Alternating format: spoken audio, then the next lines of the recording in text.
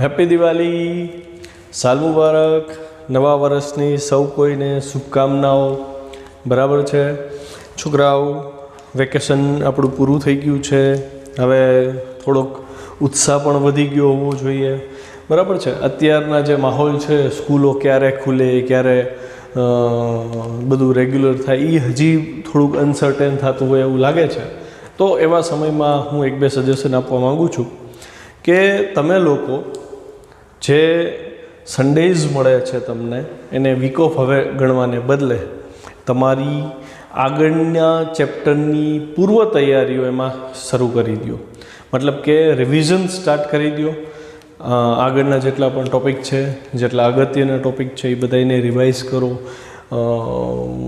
અને સૌથી મોટો ફાયદો છે ઓનલાઈન ટીચિંગનો કે કોઈ ટૉપિક તમારે રિવાઇઝ કરવો છે અને એમાં અગર ડાઉટ લાગે છે તો તમે એ વિડીયો ફરીથી જોઈ શકો છો. બીજું, એના માટે મેં એક સરળ રસ્તો કર્યો છે. એક બે વિદ્યાર્થીઓના મેસેજ હતા કે સર, જૂનો એક આ ટૉપિક છે, મને સમજાતો નથી અને મને એ વિડીયો મળતો નથી. તો મેં એના સોલ્યુશન રૂપે મારી જે ચેનલ છે એમાં મેં એક પ્લેલિસ્ટ જનરેટ કરી નાખ્યું છે. એ પ્લેલિસ્ટમાં ચેપ્ટર વાઇઝ મેં લેક્ચરના સેશન કરી નાખ્યા છે. એટલે તમારે એક સાથે 200-300 વિડીયોને ચેક ન કરવા પડે, ગોતવું ન પડે બહુ જાજુ. બરાબર. માની લો ચેપ્ટર 5માં ડાઉટ છે તો તમે ચેપ્ટર 5નું પ્લેલિસ્ટ સીધું ઓપન કરો. એમાં જે 25-30 લેક્ચર છે તમારે એ જ જોવાના રહેશે. તો તમારું ઘણું બધું કામ મેં સરળ કરી દીધું છે. એટલે તમારે કોઈ જૂના વિડીયોમાં જો કાંઈ ડાઉટ્સ હોય અથવા રિફર કરવું હોય, કોઈ થિયરી છે, બરાબર છે, તો એ તમે ડાયરેક્ટ એમાં જઈને જોઈ શકો છો. સીધું પ્લેલિસ્ટમાં જાઓ અને જે તે ચેપ્ટરમાં ડાઉટ છે સીધું તમે એ ચેક કરી લો. બરાબર. બીજું કે મેં જે વાત કરી, સન્ડેના તમે એક શેડ્યુલ સેટ કરો. ફરજિયાત નથી પણ તમારા સારા માટે છે. સન્ડેનું જે શેડ્યુલ તમે સેટ કરો, એ શેડ્યુલ કેવી રીતે સેટ કરો છોકરાઓ? કે જૂના જેટલા ચેપ્ટર આપણા પૂરા થઈ ગયા છે એ તમારા રિવાઇઝ થતા જવા જોઈએ. મતલબ પૂરા કરવા માંડો. હવે એવા પૂરા કરો કે પરીક્ષા સુધી એને બીજી વાર અડવાની જરૂર ન પડે, એવી તૈયારી હોવી જોઈએ. ભલે સન્ડેના એક જ ચેપ્ટર કરો પણ એ ચેપ્ટર એકદમ 100% પ્રિપરેશનવાળું થવું જોઈએ. બરાબર. મહત્ત્વની વાત એ છે છોકરાઓ કે તમે એને કાગળ ઉપર નોંધતા જાજો અને શક્ય હોય ને તો મને વોટ્સએપથી અપડેટ કરજો કે સર, આ સન્ડે મેં ફિઝિક્સનું આ ચેપ્ટર પૂરું કરી લીધું. આવું તમે તમારા બીજા સબ્જેક્ટમાં કરી શકો છો. ગણિત, મેથ્સ છે કે કેમિસ્ટ્રી છે કે બાયોલોજી છે. તો તમે સન્ડેઝનો ઉપયોગ કરો. મારો ખાલી આટલો જ હેતુ છે. તમે જ્યારે પણ ફિઝિક્સનું ચેપ્ટર સન્ડેના પૂરું કરો છો, જસ્ટ વોટ્સએપ કરો કે સર, મેં આ ચેપ્ટર આ સન્ડેના પૂરું કરી દીધું છે. બરાબર છે. તો એમ કરતાં કરતાં ધીમે ધીમે તમારો જે ભાર છે વાર્ષિક પરીક્ષાનો, બોર્ડની પરીક્ષાનો, મહત્ત્વની વાત, એ તમે ઓછો કરો છો. છેલ્લે ભેગું નહીં થાય. હજી સમય છે, હજી સમય છે એવા વેમમાં ન રહેતા. હવે આપણી પાસે બહુ ઝાઝો સમય નથી. બરાબર છે. પછી એટલા બધા પેપરના રાઉન્ડ આપણા આવશે ત્યારે તમને એમ થશે કે આ શું વાંચું ને કાંઈ સમજાતું નથી. એના કરતાં બેટર છે કે અત્યારથી એક ચેપ્ટર ઓછું કરતા જાઓ. પછી સીધા યુનિટ ટેસ્ટના જે રાઉન્ડ આવશે એમાં તમને આ વસ્તુ બહુ ફાયદો કરશે. બરાબર. બહુ જાજો સમય નથી લેતો.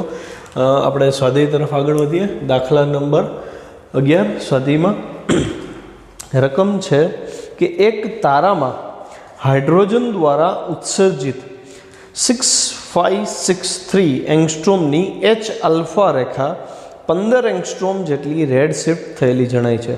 H આલ્ફા રેખા આમ તો તમે કેમિસ્ટ્રીમાં ભણી ગયા હો, એટલે બહુ ડિટેલમાં અત્યારે ડિસ્કસ નથી કરતો. બીજી વસ્તુ કે H આલ્ફા રેખાનો ઉલ્લેખ હવે પછીના ચેપ્ટરમાં બહુ ડિટેલમાં આવવાનો છે, એટલે અત્યારે હું બહુ ઊંડાણમાં નથી જઈ શકતો. તો આપણે અત્યારે એટલું યાદ રાખીએ કે હાઇડ્રોજનની આલ્ફા રેખા જે મળે છે એમાં 15 એંગસ્ટ્રોમ જેટલી રેડ શિફ્ટ થયેલી જોવા મળી. જે તારાની આપણે વાત કરતી હતી, તારાઓ હાઇડ્રોજનના બનેલા છે, એમાંથી જે વેવ્સ આવે છે એની રેડ શિફ્ટ જોવા મળી. 6563 એંગસ્ટ્રોમ હતી અને 15 એંગસ્ટ્રોમની શિફ્ટ થઈ. રેડ શિફ્ટ છે એટલે છોકરાઓ તરંગ લંબાઈમાં વધારો થયો હોય. તો અહીંયા પહેલું એક જજમેન્ટ એ આવે કે તારાની તરંગ લંબાઈમાં વધારો થાય છે, એનો મતલબ ફોકલ લેન્થ એની જે ફ્રિકવન્સી જે છે એમાં ઘટાડો થાય. અગર વેવલેન્થ વધે તો ફ્રિકવન્સીની ઘટતી હશે, વ્યવહારિક છે. અચ્છા, ફ્રિકવન્સી ઘટે છે દેટ મીન્સ ડોપલર અસર પરથી કહી શકાય કે એ તારો આપણાથી દૂર જતો હશે. તો અહીંયા એક વસ્તુ માઇન્ડ સેટ કરો કે રેડ શિફ્ટવાળા કિસ્સામાં ઓબ્જેક્ટ છે એ પૃથ્વીથી દૂર જતો હોય અને બ્લુ શિફ્ટવાળા કિસ્સામાં ઓબ્જેક્ટ છે એ અર્થથી નજીક આવતો હોય. તારાઓના કિસ્સાની વાત કરી છે આપણે. તો અહીંયા તમને કીધું છે કે તારાની પૃથ્વીથી દૂર જવાની ઝડપનો અંદાજ મેળવો. એટલે કે મારા અહીંયા ડોપલર અસરનો ઉપયોગ કરવાનો છે. હવે ડોપલર અસર આપણે જે તારવી હતી ફ્રિકવન્સીના ટર્મમાં હતી, ડેલ્ટા એફના છેદમાં એફ બરાબર વી છેદમાં સી માઇનસ વીના છેદમાં સી, જ્યાં વી ત્રિજ્યાવર્તી આપણે લીધું હતું, સી પ્રકાશનો વેગ છે, વી ઓબ્જેક્ટની સ્પીડ છે, આપણે ઈ ફાઇન્ડ કરવાની છે. ચલો ધ્યાન અહીંયા. લેમડા આપ્યું હતું તમને 6563 એંગસ્ટ્રોમ, રેડ શિફ્ટ તમને 15 એંગસ્ટ્રોમની આપી છે. તારાની ઝડપ, ઓબ્જેક્ટની ઝડપ જે કીધી હતી ને એ વી આપણે ફાઇન્ડ કરવાની છે. આપણને ખબર છે પ્રકાશ માટે ડોપલર અસર પરથી. મેં પહેલાં ડોપલર અસર લખી, જુઓ ધ્યાનથી. આ હતી ફ્રિકવન્સીમાં ફેરફાર છેદમાં ફ્રિકવન્સી બરાબર માઇનસ વી ત્રિજ્યાવર્તી અપોન સી. ઓકે, પછી આપણે આવું તાર્યું હતું ડેલ્ટા એફના છેદમાં એફ બરાબર માઇનસ ડેલ્ટા લેમડાના છેદમાં લેમડા. અહીં માઇનસ કેમ આવ્યો? તો કે ફ્રિકવન્સીમાં અગર ઘટાડો થાય તો લેમડામાં વધારો થાય. એટલે કે આમાં જો ફેરફાર જે છે એ ધન હોય તો આનો ફેરફાર ઋણ થાય. એ તો ક્લિયર વસ્તુ છે. તો મેં ડેલ્ટા એફ બાય એફ બરાબર minus delta lambda by lambda લીધું. મને ડેલ્ટા લેમડા આપ્યું છે એટલે મારે આની જરૂર નથી, મારે આની જરૂર છે. એમાંય મારે વી શોધવાનો છે. તો વીને કરતાં બનાવ્યો, માઇનસ માઇનસ કટ થઈ ગયા, delta lambda by lambda into C થયા. હવે ડેલ્ટા લેમડા 15 એંગસ્ટ્રોમ છે, લેમડા 6563 એંગસ્ટ્રોમ છે અને પ્રકાશનો વેગ તો આપણે બધા જાણીએ છીએ 3 × 10⁸ છે. કેલ્ક્યુલેટર લ્યો ફટાફટ અને ચેક કરો. જોઈએ આવું આવે છે 0.0068. હજી અહીંયા પાછળ એક 6 આવે છે. અહીં આ આન્સર પરથી તમે જોઈ શકો 0.00686 × 10⁸ છે.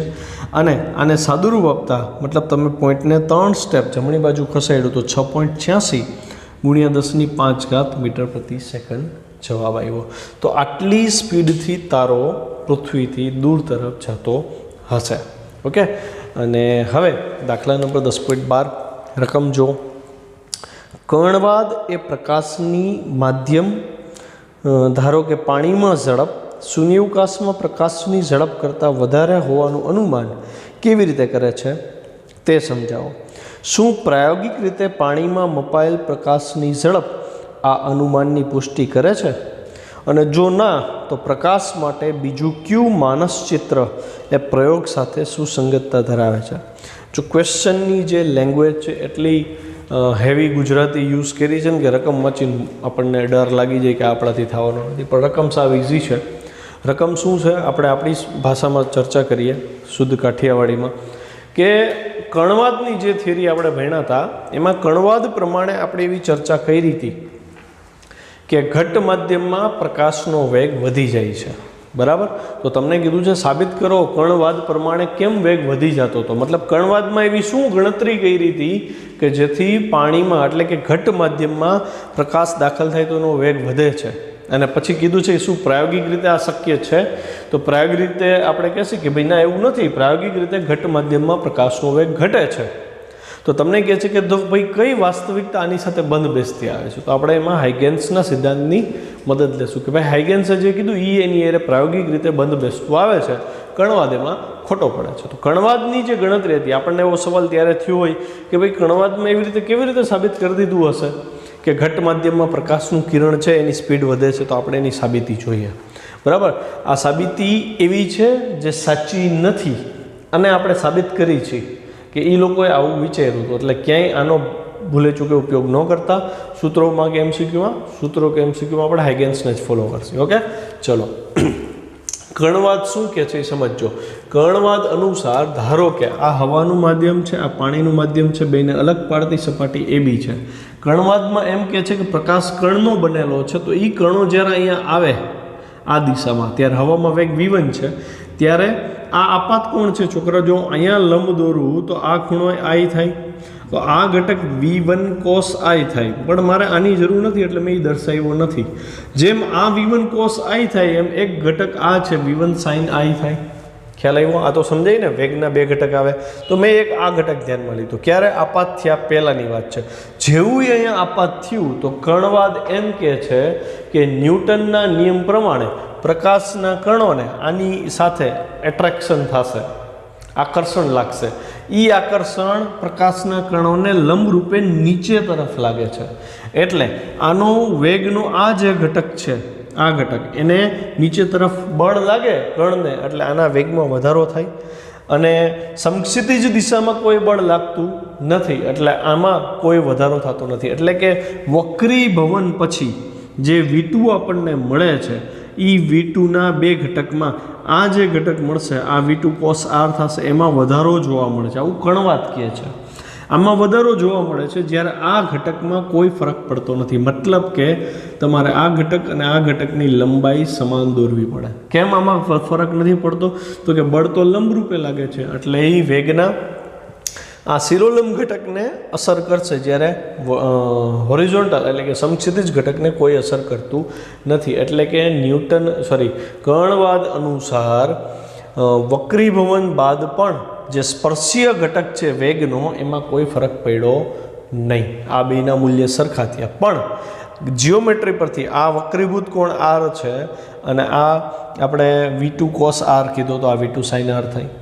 પણ આપણને ખબર છે આમાં તો કંઈ ફરક પડ્યો નહીં, કેમ કે આ દિશામાં તો કોઈ બળ હતું નહીં, એટલે આ બે ઘટક સરખા થાય. એટલે મેં જો સીધા સરખાઈ દીધા, V1 sin I બરાબર V2 sin r. ઓકે, તો sin I ના છેદમાં sin r બરાબર V2 ના છેદમાં V1 થાય. અચ્છા, અહીંયા હું સ્નેલનો નિયમ યાદ કરું. sin I by sin r એટલે આપાતનો સાઇન છેદમાં વક્રીભૂતનો સાઇન, એટલે N21 થાય. N21 એટલે માધ્યમ 2નો એક સાપેક્ષે વક્રીભવનાંક થાય. એ જ V2 બાય V1 મળ્યું. રિયલમાં આપણે શું ભણ્યા હતા? જે વાસ્તવિક સમીકરણ હતું N21 બરાબર હતું V1 છેદમાં V2 હતું. જ્યારે અહીંયા N21 બરાબર V2 બાય V1 છે, અને એ કણવાદ પ્રમાણે તારવેલું છે, જે ખોટું છે. શું કામ ખોટું છે એ હમણાં સમજાઈ જશે. જો આપણને ખબર છે N21 પાણીનો હવા સાપેક્ષ વક્રીભવનાંક છે. એટલે N21 કેટલો હતો? પાણીનો વક્રીભવનાંક 1.33 હતો હવા સાપેક્ષે, તો ગ્રેટર ધેન 1 થયું. તો આ પદે ગ્રેટર ધેન 1 થાય, તો એનો મતલબ V2 by V1 greater than 1 છે, તો V2 ગ્રેટર ધેન V1. કણવાદ પ્રમાણે આપણે સાબિત કરી દીધું કે માધ્યમમાં એટલે કે પાણીમાં પ્રકાશનો વેગ હવા કરતાં વધી ગયો. તો કણવાદમાં જે થિયરી એ લોકોએ સાબિત કરી હતી, એમાં એ લોકો જે અનુમાન ઉપર આવ્યા હતા કે ઘટ માધ્યમમાં પ્રકાશનો વેગ વધે, એમાં અનુમાન શું હતું એ ખબર પડી, પણ એ માન્યતા ખોટી નીકળી. શું કામ? તો કે પ્રાયોગિક રીતે જ્યારે પ્રકાશનો વેગ માપવામાં આવ્યો ઘટ માધ્યમમાં, તો એ ઘટેલો જોવા મળ્યો. મતલબ આ વિધાન ખોટું સાબિત થયું. મતલબ આ જે એણે ધારી લીધું હતું કે અહીં લંબરૂપે બળ લાગે છે, એ વસ્તુ એમાં બંધ બેસતી આવી નહીં. એટલે પ્રાયોગિક અવલોકન અને આ અવલોકન બે સંગત થયું નહીં.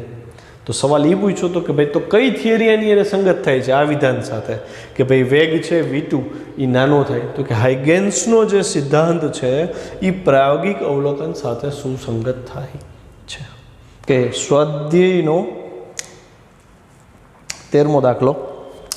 તમે ભણી ગયા છો કે કેવી રીતે હાઇગેન્સનો સિદ્ધાંત પરાવર્તન અને વક્રીભવનના નિયમ તરફ દોરી જાય છે. આ જ સિદ્ધાંતનો ઉપયોગ કરી એક સમતલ અરીસાની સામે રાખેલ બિંદુવત પદાર્થના આભાસી પ્રતિબિંબનું અરીસાથી અંતર અરીસાથી વસ્તુ અંતર જેટલું જ હોય છે તેમ સાબિત કરો. ચલો, જો હાઇગેન્સના તરંગવાદના સિદ્ધાંત ઉપરથી આપણે પરાવર્તનના નિયમ સાબિત કર્યા, વક્રીભવનના નિયમ સાબિત કર્યા. હવે દાખલો એવો આવ્યો કે તમને કીધું છે કે સાબિત કરો કે સમતલ અરીસાનું જે પ્રતિબિંબ મળે છે, સમતલ અરીસામાં વસ્તુનું જે પ્રતિબિંબ મળે છે એ અંતર એટલે કે પ્રતિબિંબ અંતર અને વસ્તુ અંતર બે સમાન છે એવું સાબિત કરવાનું છે. અને એમાં તમારે હાઇગેન્સના સિદ્ધાંતનો ઉપયોગ કરવાનો છે. તો જો સૌથી પહેલાં એનું એક્સપ્લેનેશન કેમ લઈ, આપણે એવું ધારી લીધું કે ધારો કે સમતલ અરીસાની ગેરહાજરી છે, મતલબ અરીસો અત્યારે નથી એવું સમજી લઈ, અને O છે એ આપણો બિંદુવત ઉદ્ગમ છે. તો ઓમાંથી માની લો કે t બરાબર 0 સમયે કોઈ એક તરંગ અગ્ર ઉત્સર્જિત થયું, અને આપણને ખબર છે જેમ સમય વધતો જશે એમ એ તરંગ અગ્ર માધ્યમમાં આગળ વધશે. બિંદુવત ઉદ્ગમ છે એટલે તરંગ અગ્ર ગોળાકાર ઉત્સર્જિત થશે. તો અહીંયા 0 સમયે જે તરંગ અગ્ર ઉત્સર્જિત થયું એ થોડાક સમય પછી માધ્યમમાં આગળ વધ્યું અને માની લો કે t સમયે એ તરંગ અગ્ર A1 B1 C1 છે.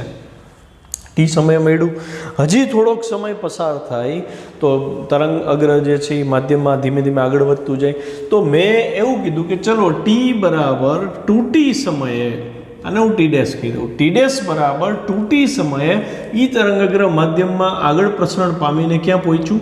A2 B2 C2 પાસે પહોંચ્યું. આ વાત થઈ અરીસાની ગેરહાજરી હતી ત્યારની. હવે તમને કીધું છે સાબિત કરો કે વસ્તુ અંતર અને પ્રતિબિંબ અંતર સમાન છે. એટલા માટે હવે હું અરીસાને ઇન્ટ્રોડ્યુસ કરીશ. એ પહેલાં થિયરીના મુદ્દા જુઓ. જે મેં એક્સપ્લેન કર્યું હતું કે ધારો કે બિંદુવત ઉદ્ગમ ઓમાંથી t બરાબર 0 સમયે એક ગોળાકાર તરંગ અગ્ર ઉદ્ભવે છે. t સમયે તરંગ અગ્ર A1 B1 C1 છે. 2t સમયે તરંગ અગ્ર A2 B2 C2 છે. હવે અરીસાને ઇન્વોલ્વ કરું છું તો અરીસાને હું ક્યાં મૂકીશ ખબર છે? હું આ બિંદુએ મૂકીશ. B1 બિંદુએ સમતલ અરીસો મેં રાખી દીધો. જો અહીંયા રેડ પેનથી ડ્રો કર્યો છે. અરીસો MN છે અને તમે જોઈ શકો છો કે t બરાબર t સમયની જ વાત છે. મેં તરત ઇન્ટ્રોડ્યુસ કરી દીધો અરીસો. તો મને તરંગ અગ્ર A1 B1 C1 જસ્ટ અહીંયા મળ્યું. હવે તમે જોઈ શકો છોકરાઓ કે B1 પહેલાં કોન્ટેક્ટમાં આવ્યું છે એટલે પરાવર્તન એ B1નું પહેલાં થશે. જ્યારે A1 અને C1 લેટ પહોંચશે એટલે એનું પરાવર્તન મોડું થાય. હવે અરીસાની હાજરી છે એટલે બી વાળો ભાગ છોકરો જે એનું પ્રતિબિંબ મળે છે તરંગ અગ્રનું જે આપણને પ્રતિબિંબ તરંગ અગ્ર જે મળે એમાં શું થશે તો કે B1 વાળો ભાગ આગળ થઈ જશે અને A1 વાળો ભાગ પાછળ લેટ આવે છે. C1 વાળો ભાગ એ લેટ પરાવર્તન પામે એટલે અહીંથી જે પરાવર્તિત તરંગ અગ્ર હશે એ આપણને આવું મળે. ઓબ્વિયસ વસ્તુ છે. B1નું પહેલાં પરાવર્તન થયું હતું એટલા માટે. ખ્યાલ આવ્યો? તો એ તરંગ અગ્ર માધ્યમમાં આવે પરાવર્તન પામીને આમ આગળ વધે એ તો આપણે ભણી ગયા હતા. તો હું એમ કહું કે ચલો અહીંયાથી અરીસો નહોતો ત્યારે 2t સમયે તરંગ અગ્ર A2 B2 C2 ઉપર પહોંચ્યું હતું. ક્લિયર છે એ વસ્તુ. પણ હવે અરીસો છે તો તરંગ અગ્ર આગળ જવાને બદલે પરાવર્તન પામે. તો t બરાબર 2t સમયે જેટલું અંતર અહીંયા ટ્રાવેલ થયું હતું એટલા જ અંતરે પાછું અહીંયા આવશે. ખ્યાલ આવ્યો? પણ હું એવું ધારી લઉં છું કે ધારો કે O થી B1નું અંતર R છે. માની લ્યો R છે. અચ્છા, તો B1 થી B2 જો અરીસો ન હોત તો આ અંતરે R થાત. શું કામ? તો કે અહીંથી અહીંનો સમયગાળો t હતો, અહીંથી આ સમયગાળો t હતો અને તરંગની ઝડપ અચળ છે. તો સમાન સમયમાં કાપેલા અંતર એ સમાન થાય એટલે મને એટલી તો ખબર પડી કે આ અંતર R અને આ અંતર R બે સમાન જ થયા. અરીસો નહોતો ત્યારની વાત છે. આપણે સાબિત શું કરવું છે? અરીસો આવ્યા પછી આ અંતર અને આ અંતર સમાન છે એ સાબિત કરવું છે. તો હવે આપણે અરીસો મૂકી દીધો તો આ તરંગ અગ્રનું t બરાબર 2t સમયે એટલે કે t બરાબર 2t સમયે પ્રતિબિંબ નહીં પણ પરાવર્તિત તરંગ અગ્ર આપણને A3 B3 C3 મળશે. તો તમે એવું કહી શકો કે આ અરીસા માટે જો અરીસો ન હોય તો તરંગ અગ્ર A2 B2 C2 થાય છે અને અરીસો હોય તો પરાવર્તિત તરંગ અગ્ર 2t સમયે A3 B3 C3 થાય છે. જે આને સામસામી અસર પૂરી પાડી. હવે હું એવું કહી શકું કે ભાઈ B1 B2 R છે એવી જ રીતે B1 થી B3 પણ R થાય કેમ કે આ t સમયમાં કાપેલું અંતર છે. અહીં સાબિત થઈ ગયું ને કે અહીંથી આ અંતર અને અહીંથી આ અંતર કેવું છે? સમાન છે. પણ એનું વર્ણન કરવું ને એ બહુ અગત્યનું છે. જોજો ધ્યાનથી. ધારો કે OB1 બરાબર R છે લીધું મેં અહીંયા. B1 B2 એ R છે અને OB2 એટલે કે O થી B2નું અંતર ટોટલ અંતર 2R થાય. અરીસાની હાજરીમાં t સમયે તરંગ અગ્ર A1 B1 C1 નું દરેક બિંદુ ગૌણ ઉદ્ગમની જેમ વર્તે અને નવું તરંગ અગ્ર ઉત્સર્જિત કરે. આ A1 B1 C1 તરંગ અગ્રના દરેક બિંદુઓ ગૌણ ઉદ્ગમ બનશે અને નવા તરંગ અગ્ર ઉત્સર્જિત કરશે. 2t સમયે અરીસાની ગેરહાજરીમાં જ્યારે અરીસો નહોતો ત્યારે તરંગ અગ્ર A2 B2 C2 હતું. પણ જો અરીસાની હાજરી રાખી તો આ નવું તરંગ અગ્ર આ બાજુ જવાને બદલે પરાવર્તિત તરંગ અગ્ર A3 B3 C3 મળે. સ્પષ્ટ છે કે A2 B2 C2 અને A3 B3 C3 અરીસાથી સમાન અંતરે છે અને O બિંદુ અને B3 બિંદુ એકબીજા ઉપર જ સંપાત થયા કેમ કે સમાન સમયમાં કાપેલું અંતર સમાન હોય. તો વાસ્તવિક વસ્તુનું સ્થાન O છે અને B2 વસ્તુના પ્રતિબિંબનું સ્થાન થશે, કેમ કે અહીંથી આ અંતર અને અહીંથી આ અંતર સમાન છે, તો આનું પ્રતિબિંબ અહીંયા તમને જોવા મળ્યું હોય ને, એટલે તમે શું કહેશો કે B2 એ વસ્તુના પ્રતિબિંબનું સ્થાન છે. આમ B1 B3 બરાબર B1 B2 બરાબર R. તો આ તો વસ્તુ અંતર થયું, આ પ્રતિબિંબ અંતર થયું, બે સરખા સાબિત થઈ ગયા હાઇગેન્સના નિયમની મદદથી. ઓકે, હવે દાખલા નંબર 14માં આવો. થિયરીવાળો ક્વેશ્ચન છે. તમને કીધું છે કે પ્રકાશના તરંગના પ્રસરણની ઝડપને શક્યતઃ અસર કરતા હોય એવા કેટલાક મુદ્દા આપ્યા છે. તો એ મુદ્દા ઉપરથી તમારે નક્કી કરવાનું છે કે પ્રસરણની ઝડપને અસર કરે તો કેવી રીતે કરે અને કયા મુદ્દાઓ પર શૂન્યાવકાશમાં પ્રકાશની ઝડપ અને માધ્યમમાં પ્રકાશની ઝડપ આધાર રાખે છે. તમને મુદ્દા આપ્યા છે 5: ઉદ્ગમનો પ્રકાર, પ્રસરણ દિશા, ઉદ્ગમની અથવા તો અવલોકન એ વાંચજો ફરીથી, ઉદ્ગમની અને ઓબ્લિક અથવા અવલોકનકારની ગતિ. આનો મતલબ શું થાય? ઉદ્ગમની અને અવલોકનકારની ગતિ, ઉદ્ગમની અથવા અવલોકનકારની ગતિ, બે વસ્તુ કીધી છે. પછી તરંગ લંબાઈ અને તરંગની તીવ્રતા. તો શૂન્યાવકાશ હોય તો શું પરિબળ અસર કરશે અને માધ્યમ હોય તો શું અસર કરશે, આનો આપણે સંયુક્ત જવાબ દેવાનો છે. તો પહેલી વસ્તુ, શૂન્યાવકાશના કિસ્સામાં તો સીધો જવાબ લખી શકો કે શૂન્યાવકાશમાં આપેલા 5 પરિબળમાંથી કોઈ પણ પરિબળ પ્રકાશની ઝડપને અસર કરતું નથી. કેમ? તો કે શૂન્યાવકાશમાં પ્રકાશની ઝડપ છોકરાઓ અચળ છે, 3×10⁸ મીટર પ્રતિ સેકન્ડ. એમાં જો તમે તરંગ લંબાઈ બદલો કે ફ્રિકવન્સી બદલો, વોટેવર, તમે ઉદ્ગમ બદલો તો ફ્રિકવન્સી બદલાશે. શૂન્યાવકાશ છે એટલે લેમડા તો આમ તો અચળ રહે, પણ માની લ્યો તમે લેમડામાં ચેન્જ કરો તો સામો એટલો જ ચેન્જ ફ્રિકવન્સીમાં આવશે અને C બરાબર 3×10⁸ મીટર પ્રતિ સેકન્ડ કિંમત અચળ રહેશે. એટલે કે શૂન્યાવકાશમાં આપેલ 5 પરિબળમાંથી એક પણ પરિબળ પ્રકાશની ઝડપને અસર કરતું નથી. તો માધ્યમને લીધે 5 પરિબળમાંથી કયું પરિબળ અસર કરે છે, કયું પરિબળ અસર નથી કરતું એ જોઈએ. જો માધ્યમમાં પ્રકાશની ઝડપ, માધ્યમની વાત છે, ઉદ્ગમના પ્રકાર પર આધારિત નથી. માધ્યમમાં મતલબ માની લો કે હું પાણીની અંદર રેડ કલરની લેઝર લાઇટ ચાલુ કરું છું તો પાણી માધ્યમ થયું. તો લેઝર લાઇટમાંથી જે પ્રકાશ નીકળે છે એ ઉદ્ગમના પ્રકાર પર આધારિત નથી. ત્યાં પ્રકાશની ઝડપ છે એ ઉદ્ગમના પ્રકાર પર આધારિત નથી, માધ્યમ પર આધાર રાખશે. કેમ કે લેઝર લાઇટ હું હવામાં કરું કે પાણીમાં કરું, ઝડપ બદલાશે. તો ઉદ્ગમ જો એકનું એક જ છે, બરાબર છે, પણ માધ્યમ આપણે બદલું તો માધ્યમ બદલે છે, પ્રકાશની ઝડપ બદલે છે. એટલે કે ઉદ્ગમ પોતે પ્રકાશની ઝડપ નક્કી કરતું નથી, ઉદ્ગમ પ્રકાશની આવૃત્તિ નક્કી કરે છે, જ્યારે માધ્યમ પ્રકાશની તરંગ લંબાઈ અને પ્રકાશની ઝડપ નક્કી કરે છે. એટલે જ અહીં લખ્યું કે માધ્યમના ગુણધર્મો પ્રકાશ તરંગની ઝડપ નક્કી કરે છે. પહેલો મુદ્દો ક્લિયર. બીજો મુદ્દો કીધો છે પ્રસરણ દિશા. કઈ દિશામાં તરંગો પ્રસરણ પામે છે એમાંય માધ્યમનો જો પ્રકાર તમારે જોવો પડે. જો માધ્યમ સમદિગ્ધર્મી હોય, એટલે કે બધી બાજુ માધ્યમની રચના સમાન હોય, એના જે બિંદુઓની ગોઠવણી છે જે લેટિસ કહેવાય એ જો બધી જગ્યાએ સમાન હોય તો પ્રકાશની ઝડપ પ્રસરણ દિશા પર આધારિત નથી. જો માધ્યમ સમદિગ્ધર્મી ન હોય તો પ્રકાશની ઝડપ પ્રસરણ દિશા સાથે બદલાય. બરાબર છે.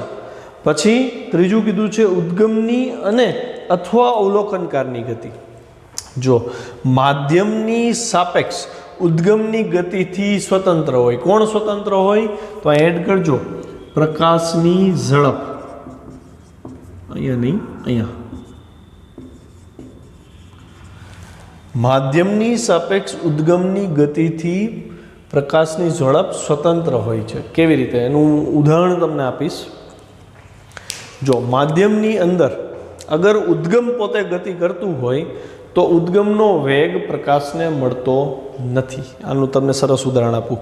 આપણે એક એક્ઝામ્પલ લઈ કે ભાઈ માની લો કે એક પોલીસ વેનમાં પોલીસ બેઠી છે, ચોરનો પીછો કરે છે, અને જો પોલીસ વેનમાંથી અગર પોલીસ ફાયર કરે છે તો ગાડીની સ્પીડ અગર 10 મીટર પર સેકન્ડ છે, કારની સ્પીડ એની 10 મીટર પર સેકન્ડ છે, બુલેટની સ્પીડ 30 મીટર પર સેકન્ડ છે, આવું છે, તો ચાલુ ગાડીમાંથી ફાયર કર્યા પછી બુલેટની સ્પીડ જો પરિણામી સ્પીડ માપવામાં આવે તો એ 40 થાય, કેમ કે ગાડીની સ્પીડ એને મળે છે, બરાબર છે. એટલે બુલેટ 40ની સ્પીડથી ખરેખર ગતિ કરે છે. આ વાત થઈ માધ્યમની સાપેક્ષ ઉદ્ગમની ગતિથી પ્રકાશની ઝડપ સ્વતંત્ર હોય છે. જ્યારે તમે બુલેટના કિસ્સામાં જોયું કે સ્વતંત્ર ન થાય, બુલેટની સ્પીડમાં વધારો થયો, 40 થઈ ગઈ, 30 હતી. તો હવે એ જ વસ્તુ જો હું 10ની સ્પીડથી અગર કારમાં બેઠો હોઉં અને લેઝર લાઇટ ચાલુ કરું છોકરાઓ, તો લેઝર લાઇટમાંથી જે પ્રકાશ નીકળે છે એ પ્રકાશને એ કારની સ્પીડ મળતી નથી. સમજો પડી?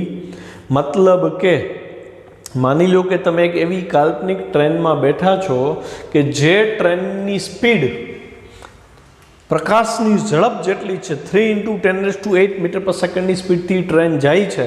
તમારા હાથમાં એક લેઝર લાઇટ છે. તો તમે ઇમેજિન કરો, થોડીક હાઈ લેવલનું ઇમેજિનેશન છે જે આલ્બર્ટ આઇન્સ્ટાઈને આપ્યું હતું એ, કે તમે ઇમેજિન કરો તમે લેઝર લાઇટ દબાવી, તો એમાંથી જે પ્રકાશ નીકળે એની સ્પીડ 3 × 10⁸ મીટર પ્રતિ સેકન્ડ હોય. તમે જે ટ્રેનમાં છો એની સ્પીડ એટલી જ છે, 3 × 10⁸ મીટર પ્રતિ સેકન્ડ. તો આલ્બર્ટ આઇન્સ્ટાઈન એમ કહે છે કે જે વાહન છે એની ઝડપ પ્રકાશને મળતી નથી. એટલે કે પ્રકાશની ઝડપ માધ્યમની સાપેક્ષ ઉદ્ગમની ગતિથી સ્વતંત્ર છે. એટલે ઉદ્ગમની ગતિ એને મળતી નથી. ઉદ્ગમ કોણ થયું? આપણા હાથમાં લેઝર લાઇટ હતી, આપણે ઉદ્ગમ થયા, લેઝર લાઇટ ઉદ્ગમ થઈ, આપણે જે વેગથી ગતિ કરતા હતા એ જ વેગથી લેઝર લાઇટ ગતિ કરતી હતી. મતલબ લેઝર લાઇટની સ્પીડ એ 3 × 10⁸ મીટર પર સેકન્ડ થઈ, એમાંથી નીકળતો પ્રકાશ છે 3 × 10⁸ મીટર પર સેકન્ડ થયો. એનો મતલબ એવો થયો છોકરાઓ, 1 સેકન્ડ પછી પ્રકાશ 3 લાખ કિલોમીટર અંતર કાપશે અને 1 સેકન્ડ પછી આપણે પણ 3 લાખ કિલોમીટર અંતર કાપશી. એટલે આપણને લેઝર લાઇટમાંથી પ્રકાશ બહાર નીકળતો દેખાય નહીં, કેમ કે તમે એ જ સ્પીડથી જાઓ છો, લેઝરમાંથી નીકળતો પ્રકાશ પણ એ જ સ્પીડથી જાય છે. એવું આ વિધાન સમજાવે છે. બીજી વસ્તુ, એની ઓપોઝિટમાં તમે એમ વિચારો કે તમારા હાથમાં બંદૂક છે, તમે પ્રકાશની ઝડપથી જાઓ છો અને હવે તમે એમાંથી ફાયર કરો, તો ફાયરિંગ કરતાં અગર બુલેટને પણ જો પ્રકાશની ઝડપ મળે તો બુલેટના કિસ્સામાં છોકરા એવું થાય કે એને તમારી સ્પીડે મળે, કેમ કે ઓલરેડી બુલેટ ફાયર કર્યા પહેલાંય એની પાસે એ સ્પીડ તો હતી જ, બરાબર છે. અને જેવો તમે ફાયરિંગ કર્યું એટલે તમે એને નવું બળ લગાડ્યું, અંદર જે કેમિકલ પ્રક્રિયા થઈ એના લીધે એને નવી એક એનર્જી મળી, એટલે એ નવી ગતિ ઉર્જા ધારણ કરે તો એનો વેગ ડબલ થઈ જશે. એક તો તમારો વેગ એને મળ્યો, પ્લસ ફાયરિંગને લીધે એને પોતાનો વેગ મળ્યો, તો એવા કિસ્સામાં એનો વેગ વધે છે. પ્રકાશના કિસ્સામાં વિપરીત ઘટના બને છે. એટલે કે પ્રકાશનો વેગ માધ્યમની સાપેક્ષ ઉદ્ગમની ગતિથી સ્વતંત્ર છે. ઉદ્ગમ કદાચ ગતિ કરતો હોય ને તોય પ્રકાશની ઝડપ બદલાતી નથી. ખ્યાલ આવ્યો? પરંતુ માધ્યમની સાપેક્ષે અવલોકનકારની ગતિ પર આધાર રાખે છે. આ વસ્તુ સમજો, માધ્યમની સાપેક્ષે અગર અવલોકનકાર ગતિ કરતો હોય તો તમને પ્રકાશની ઝડપ અલગ જોવા મળે. કેવી રીતે? તો કે તમે અગર ટ્રેનમાં નથી, તમે ટ્રેનની બહાર છો અને ટ્રેન પોતે અગર મૂવમેન્ટ કરે છે તો તમે પ્રકાશે કાપેલું અંતર ગોતવા માગતા હો તો તમારા માટે એ આખો હિસાબ અલગ થઈ જશે. તો તમે શું કરશો? તો કે માની લો કે 1 સેકન્ડમાં અગર જો અવલોકનકારની ઝડપ અલગ હશે અને પ્રકાશ અલગ વાહનમાં હશે, એની ઝડપ અલગ હશે, તો અવલોકનકાર આ વખતે પ્રકાશની ઝડપ અલગ માપશે. બહાર ઊભેલ વ્યક્તિ જે છે, ટ્રેનની બહાર ઊભેલ વ્યક્તિ છે, અંદર બેઠેલ વ્યક્તિને એવું લાગશે કે પ્રકાશ બહાર જ ન નીકળો. આપણે અગર ટ્રેનની અંદર બેઠા હતા તો આપણે જોયું કે ટ્રેનની સ્પીડ અને પ્રકાશની સ્પીડ બે સમાન છે, તો આપણા માટે લેઝર લાઇટમાંથી પ્રકાશ બહાર જ નથી નીકળતો. જ્યારે બહાર ઊભેલ વ્યક્તિ હતી એ શું જોશે? તો એણે તો જોઈને કે ટ્રેન અહીંયા હતી અને 1 સેકન્ડ પછી 3 લાખ કિલોમીટર અંતરે પહોંચી ગઈ અને પ્રકાશે અહીંથી ઉત્સર્જિત થયો હતો અને 1 સેકન્ડ પછી 3 લાખ કિલોમીટર અંતર કાપ્યું, તો બહાર ઊભેલ વ્યક્તિ માટે પ્રકાશની ઝડપ અંદર જે હતી વ્યક્તિ એના કરતાં અલગ હશે. અંદરની વ્યક્તિને એમ જ લાગશે પ્રકાશ ગતિ કરતો નથી, પ્રકાશ એને સ્થિર લાગશે. જ્યારે બહાર ઊભેલ વ્યક્તિ એવું વિચારશે કે પ્રકાશે 1 સેકન્ડમાં 3 લાખ કિલોમીટર અંતર કાપ્યું. એનો મતલબ અગર માધ્યમની સાપેક્ષે જો અવલોકનકાર ગતિમાં છે તો એ પ્રકાશની ગતિ અલગ જોશે.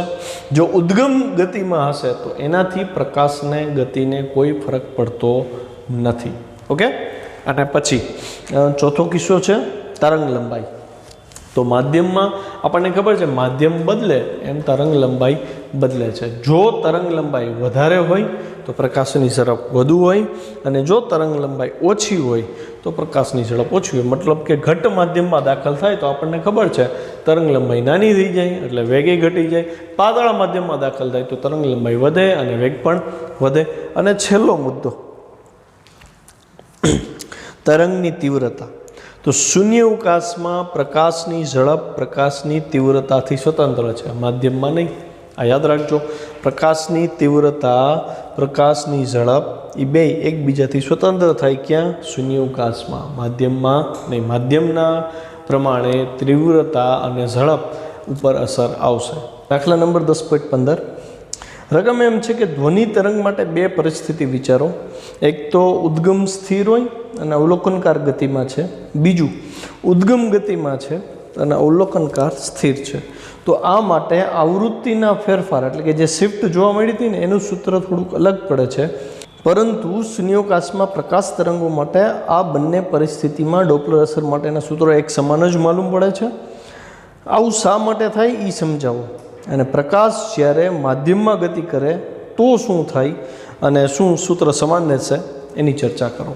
તો પહેલાં તો છોકરાઓ ડોપલર અસર તમને યાદ કરાવું ધ્વનિ માટેની. ધ્વનિ માટેની ડોપલર અસરમાં આપણે જોયું હતું કે એમ્બ્યુલન્સ અગર આપણી નજીક આવે છે તો આપણને સાઉન્ડ એનો વધારે ફ્રિકવન્સી ઝાઝી ફીલ થાય. જો એમ્બ્યુલન્સ આપણાથી દૂર જતી હોય તો આપણને ફ્રિકવન્સી ઓછી ફીલ થાય. માની લ્યો એમ્બ્યુલન્સ ત્યાં છે, આપણે તેના તરફ જાય તો આપણને ફ્રિકવન્સી વધારે લાગે, આપણે એનાથી દૂર જાય તો આપણને ફ્રિકવન્સી ઓછી ફીલ થાય. તો આમાં ઘણા બધા કિસ્સા તમે ધોરણ 11માં જોયા હતા. હવે એમ કહે છે કે એક કિસ્સો એવો વિચારો કે ઉદ્ગમ સ્થિર છે, અવલોકનકાર ગતિમાં છે, તો એનું ડોપલર અસરનું સૂત્ર પ્લસ ઉદ્ગમ ગતિમાં આવે છે અને અવલોકનકાર સ્થિર છે તો એનું ડોપલર અસરનું સૂત્ર આપણને ખબર છે. બે સૂત્ર અલગ અલગ આવે. તો તમને એમ કહે છે કે ભાઈ પ્રકાશ જ્યારે શૂન્યાવકાશમાં ગતિ કરે છે ત્યારે આ બે કિસ્સા જો આપણે ચર્ચા કરીએ પ્રકાશ માટે તો બેયના સૂત્ર કેમ સમાન આવે? ક્વેશ્ચન આવો છે તો આપણે એને સમજવાનો પ્રયત્ન કરીએ. ચલો જો આપણને ખબર છે ધ્વનિ તરંગો યાંત્રિક તરંગ છે અને એને પ્રસરણ માટે માધ્યમની જરૂર પડે. આપેલ બે પરિસ્થિતિની આપણે વાત કરી. બે પરિસ્થિતિ એટલે પરિસ્થિતિ એક શું હતી તો કે પરિસ્થિતિ એકમાં ઉદ્ગમ જે છે પ્રકાશ ઉદ્ગમ નહીં ધ્વનિ ઉદ્ગમની વાત કરીએ એ સ્થિર છે. ઓકે. અને અવલોકનકાર જે છે એ કેવો તો ગતિમાં છે, અવલોકનકાર ગતિમાં છે. અને કેસ 2 જે છે એમાં ધ્વનિ ઉદ્ગમ શું છે તો કે ગતિમાં છે અને અવલોકનકાર છે એ સ્થિર છે. આ બે કિસ્સાની વાત કરીએ. ઓકે. તો પ્રથમ પરિસ્થિતિમાં અવલોકનકાર માધ્યમ સાપેક્ષે ગતિ કરે છે. જો અવલોકનકાર ગતિ કરે છે, માધ્યમ સાપેક્ષ એટલે હવામાં ઊભો છે, ધ્વનિનું પ્રસરણ હવામાં થાય તો જ આપણે એને સાંભળી શકીએ એટલે હવાની હાજરી છે એવું આપણે સ્વીકારીએ. તો અવલોકનકાર હવા સાપેક્ષે ગતિમાં છે, જ્યારે બીજા કિસ્સામાં માધ્યમની સાપેક્ષે અવલોકનકાર તો સ્થિર છે. તો એનો મતલબ બેય માટે ગતિની પરિસ્થિતિ બદલી ગઈ. જો બીજી પરિસ્થિતિમાં અવલોકનકાર માધ્યમ સાપેક્ષે સ્થિર છે, અહીંયા ગતિમાં છે, અહીંયા સ્થિર છે. તેથી આ બંને કિસ્સામાં સમાનતા જોવા મળતી નથી. શું કામ? તો કે એક કિસ્સામાં અવલોકનકાર સ્થિર છે, એક કિસ્સામાં અવલોકનકાર ગતિમાં છે. ખાલી આટલું બોલવાને બદલે માધ્યમ સાપેક્ષ બોલવું બહુ જરૂરી થાય. આપણે આગળનો ક્વેશ્ચન જોયો ને એમાં આની ચર્ચા કરી હતી મેં. ચોથા ટોપિકમાં મતલબ આગલા દાખલાનો જે ચોથો મુદ્દો હતો ને એમાં મેં સમજાવ્યું હતું કે માધ્યમ સાપેક્ષ પ્રકાશની ગતિ અને ઉદ્ગમ સાપેક્ષ પ્રકાશની ગતિ અને એના ઉપરથી પ્રકાશની ગતિમાં ક્યાં ફેરફાર થાય એની આપણે ડિટેલમાં ચર્ચા જોઈ હતી. તો મારી સલાહ એ છે કે આને જોતાં પહેલાં ફરીથી એકવાર એને થોડુંક રિવાઇન્ડ કરીને જોઈ લેવું જોઈએ. બરાબર. તો અહીંયા માધ્યમની સાપેક્ષે એકવાર અવલોકનકાર ગતિમાં છે, એકવાર માધ્યમની સાપેક્ષે અવલોકનકાર સ્થિર છે. તો માધ્યમ સાપેક્ષ અગર અવલોકનકારની ગતિમાં ફેરફાર થાય તો એણે અનુભવેલ ફ્રિકવન્સી પણ અલગ અલગ હોય. એટલા માટે ડોપલરનું સૂત્ર ધ્વનિના કિસ્સામાં અલગ અલગ થાય. સમજણ પડી? તેથી આ બંને કિસ્સા સમાન ન થયા અને અવલોકનકાર માટે સંભળાતા ધ્વનિની આવૃત્તિ બંને કિસ્સામાં અલગ અલગ હોય. એવું શક્ય બને અવલોકનકાર અને ધ્વનિ ઉદ્ગમ છે બે અલગ અલગ માધ્યમમાં હોય, આવું પણ શક્ય બને. બરાબર છે. તો આપણે ડાયરેક્ટ અહીંયા સમાન છે એવું કહી શકીએ નહીં. આથી હું એવું કહીશ કે બે સૂત્રમાં ડોપલર સૂત્ર જે છે એ અલગ અલગ આવે અને એ તો આપણે ભણ્યા છીએ. હવે પ્રકાશની વાત કરીએ શૂન્યાવકાશના કિસ્સામાં. શૂન્યાવકાશના કિસ્સામાં અગર અવલોકનકાર ગતિમાં હોય અને ઉદ્ગમ સ્થિર હોય અથવા ઉદ્ગમ ગતિમાં હોય અને અવલોકનકાર સ્થિર હોય તો એવા કિસ્સામાં સાપેક્ષ ગતિ તો અવલોકનકારની સેમ જ રહેશે. શૂન્યાવકાશ છે ભાઈ, બરાબર છે. એટલે હું અહીં લખું છું તો કે સાપેક્ષવાદ અનુસાર ઉદ્ગમ અને અવલોકનકારની સાપેક્ષ ગતિ તો સમાન જ રહેશે, માધ્યમ તો છે નહીં. અને સાપેક્ષ ગતિ સમાન રહી તો જે ડોપલર અસરનું સૂત્ર છે એ આ કિસ્સામાં બે કિસ્સામાં સમાન રહેશે. ઓકે, કેમ કે શૂન્યાવકાશ છે, સાપેક્ષ ગતિમાં કોઈ ફેરફાર જોવા મળતો નથી અને ડોપલરનું સૂત્ર સમાન મળશે. હવે માની લો કે પ્રકાશ તરંગ અગર માધ્યમમાંથી પસાર થાય, આપણને ખબર છે માધ્યમમાંથી પ્રકાશનું તરંગ પસાર થાય એટલે એના વેગમાં ફેરફાર આવે. શૂન્યાવકાશમાં આપણને ખબર છે વેગ 3 × 10⁸ મીટર પ્રતિ સેકન્ડ છે. તો માધ્યમમાં પ્રકાશનો વેગ બદલે છે. તો જેમ પ્રકાશ માધ્યમમાં પસાર થાય તો એના માટે ડોપલર અસરનું સૂત્ર આપણે ચર્ચા કરવી હોય તો હું એવું કહી શકું કે ધ્વનિ કેમ માધ્યમમાંથી પસાર થતું હતું ત્યારે માધ્યમની સાપેક્ષે વ્યક્તિનો વેગ એકવાર ગતિમાન એકવાર સ્થિર હોય તો ધ્વનિના વેગના આવૃત્તિના સૂત્રમાં જે ફેરફાર આવ્યો એવી જ રીતે પ્રકાશ અગર માધ્યમમાંથી પસાર થાય છે, અવલોકનકાર એ માધ્યમમાં છે તો એકવાર અવલોકનકાર માધ્યમની સાપેક્ષે ગતિમાં હશે, એકવાર અવલોકનકાર માધ્યમની સાપેક્ષે સ્થિર હશે. તો બે કિસ્સામાં પ્રકાશની આવૃત્તિ અલગ અલગ અનુભવાશે અવલોકનકાર દ્વારા. એટલે ડોપલર સૂત્ર તમારે અહીંયા બે જુદા જુદા લેવા પડે. આમ જુઓ તો થિયરી બેઝ ક્વેશ્ચન છે છોકરા, અને મહત્ત્વનો મુદ્દો આગલા દાખલાનો ચોથો મુદ્દો જે હતો ને એ બહુ મહત્ત્વનો છે, ભાગ અહીંયા ભજવે છે. તમારે એ મુદ્દાને બહુ પ્રોપર વેથી સમજવો પડે, પછી તમને આ સારી રીતે સમજાશે. અહીંયા લેક્ચર પૂરો કરીએ. આવતીકાલે સ્વાધ્યાયના બધા દાખલા પૂરા થઈ જશે, 6 દાખલા બાકી રહે છે. હોમવર્ક તમને આપું છું, ક્વેશ્ચન બેંકના MCQ સ્ટાર્ટ કરી દેજો, બરાબર છે. 10 MCQ સ્ટાર્ટ કરી દેજો અને બાકી તો હું તમને અઘરા તો હું કરાવી દેવાનો છું. ડાઉટફુલ હશે એ આપણે આગળ વધતા જશે. Okay, by.